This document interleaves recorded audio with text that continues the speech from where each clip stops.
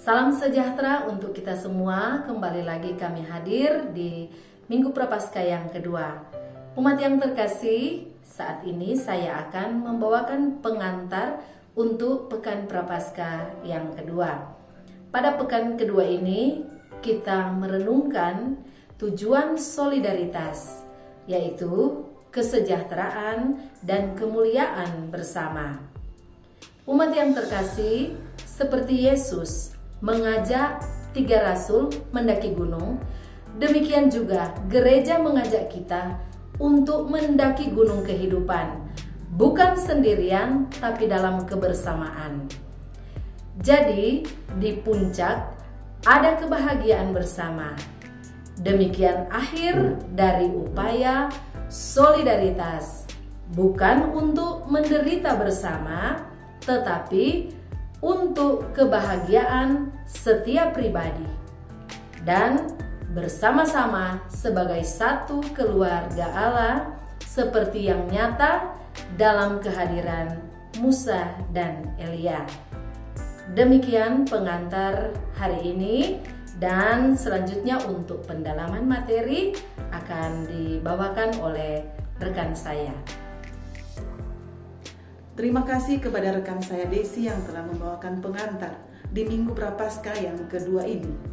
Bersama saya, Titi, saya akan mendalami tema Mulia Bersama sebagai tujuan solidaritas, masih dengan pendekatan apresiatif inquiry dengan 4 langkah sebagai berikut. Yang pertama, discovery. Mari kita ingat lagi pengalaman selama ini sehubungan dengan kemakmuran bersama. Apa kekuatan dan nilainya? Pernahkah kita berjuang, bahkan berkorban demi kebaikan dan kesejahteraan bersama? Di masa pandemi COVID-19 ini, ada banyak kesulitan yang telah dialami di bidang perekonomian. Misalnya, kehilangan pekerjaan, kekurangan pendapatan, bahkan ada yang kesulitan untuk mendapatkan bahan makanan.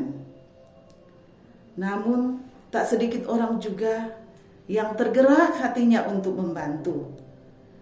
Dan juga pemerintah telah memberikan bantuan langsung tunai yang tujuan dari semua sikap solidaritas ini agar membantu sesama dalam masa pandemi ini untuk tetap bertahan hidup. Yang kedua, dream. Seandainya kita pun sadar berbuat sesuatu, rela berkorban demi hidup dan kesejahteraan bersama. Ada yang memberi kelebihan, ada pula yang memberi dengan kekurangannya. Seperti kisah si janda miskin dalam Markus 12 ayat 41 sampai 44. Dengan cara masing-masing kita boleh nyatakan solidaritas kita untuk mewujudkan kesejahteraan bersama. Mari kita hening sejenak. Kita katakan dalam hati sebanyak 5 kali kata-kata ini. Saya juga mau menjadi cahaya solidaritas demi kesejahteraan bersama. Yang ketiga, desain. Kita merencanakan atau merancang apa yang kita mau buat sepanjang Minggu Prapaskah ini sebagai buah permenungan kita sebagai pribadi.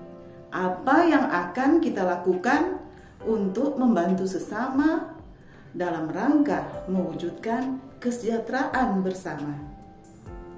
Sebagai keluarga, kegiatan apa yang bisa kita usahakan bersama untuk mewujudkan kesejahteraan bersama keluarga? Sebagai wilayah rohani ataupun stasi, apa yang kita buat sebagai gerakan bersama umat dalam minggu ini?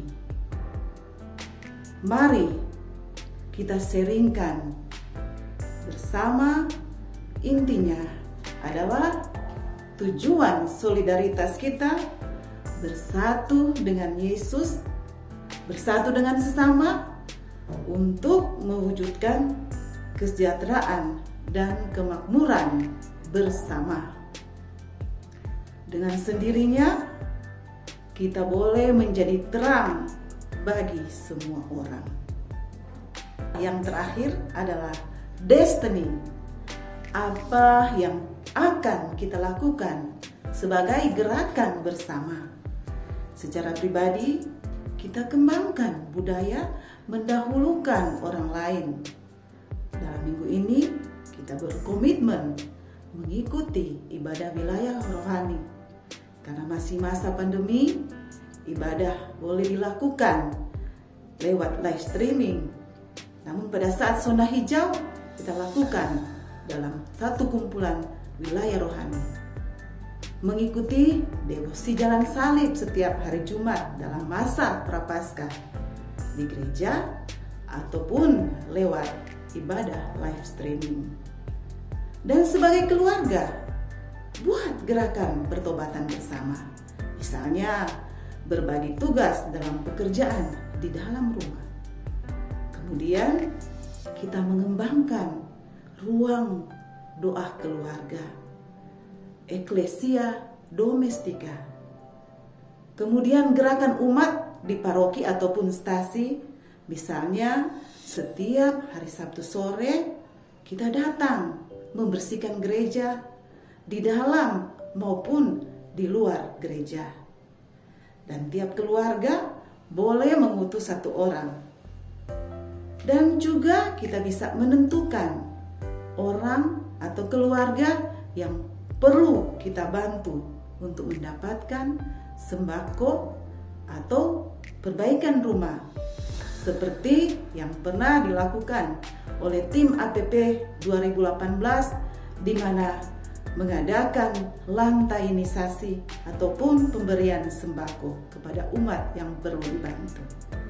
Cukup sekian dulu kita kali ini, dan untuk materi selanjutnya akan dibawakan oleh rekan saya. Saat ini saya akan membawakan tentang katekese dan mengenal statuta. Katekese saya tentang sakramen tobat dan sakramen pengampunan dosa. 3 syarat sakramen ini terjadi menurut KGK 1491. Pertama, penyesalan atas dosa. Kedua, ada pengakuan atau penyampaian dosa-dosa kepada imam. Ketiga, ada niat untuk mengganti rugi atau melakukan silih. Pertanyaan berikut, kapan saya atau kita dikatakan berdosa? Di sana bila saya berbuat sesuatu melawan kehendak Allah dengan sadar serta tahu dan mau. Selanjutnya, bagaimana cara kita mengaku dosa? Sambil tanda salib kita berkata, "Ya Bapa, berkatilah saya sebab saya orang berdosa." Pengakuan saya yang terakhir adalah sebutkan tahun atau bulan yang lalu.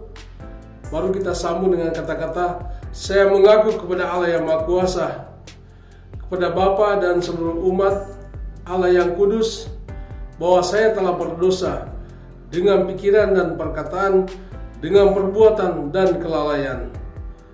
Khususnya bahwa saya," sebutkan dosa-dosamu. Langsung kita sambung, "Saya menyesal atas semua dosa saya, dan dengan hormat saya mohon pengampunan dan penitensi yang berguna bagi saya."